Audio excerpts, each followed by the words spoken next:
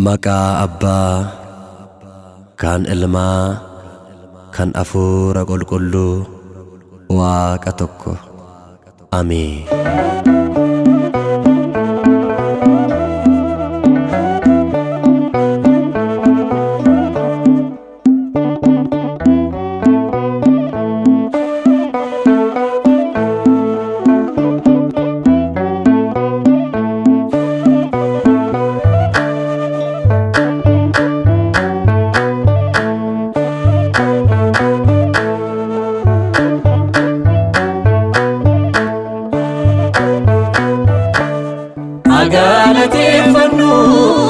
Agalateeffannu Waaqa keenya, agalateeffannu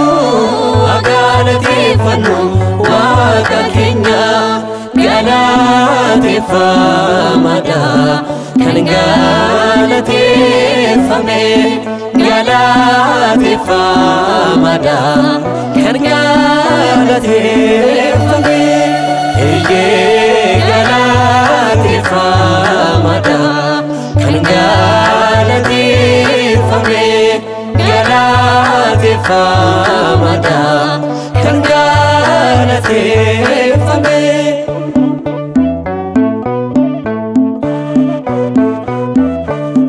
Kanin madaalamne baay'een arjummaasa, nurraa ba'een numuudhanuu oolmaansa.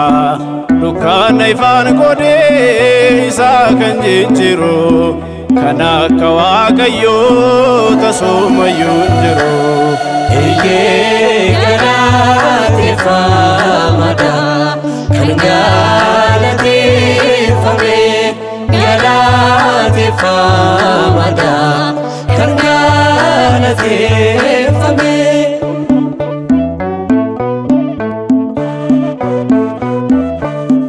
Waa'ee keenyaaf jedhee Yesuus dhiphate, du'aa keenyaan hambisuuf jirmaachii dhaabate. Dhiphina isaa nafnee jiraattota taane, cubbuu Addaamiin duune du'aa isaatiin kaane. Galateeffamaadha kan galateeffame, galateeffamaadha kan galateeffame.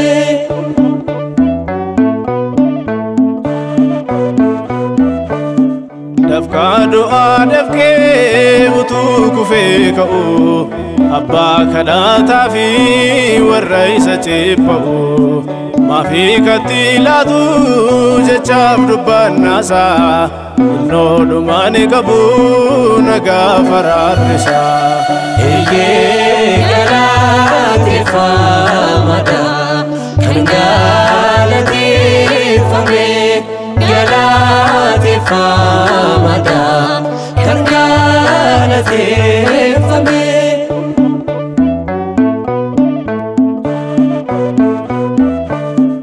Ituma booqabu mirga abbaa dhiise, waa'ee keenyaaf jedhee kan gaaduuf deebise. Jaalalli Waaqayyoo hagaanan jedhamu, kanaaf baraa baraan galateeffamu. Agalateeffannu Waaqa keenya, agalateeffannu Waaqa keenya. Galateeffamaadha kan galateeffame, galateeffamaadha kan galateeffame. Galateeffamaadha kan galateeffame, galateeffamaadha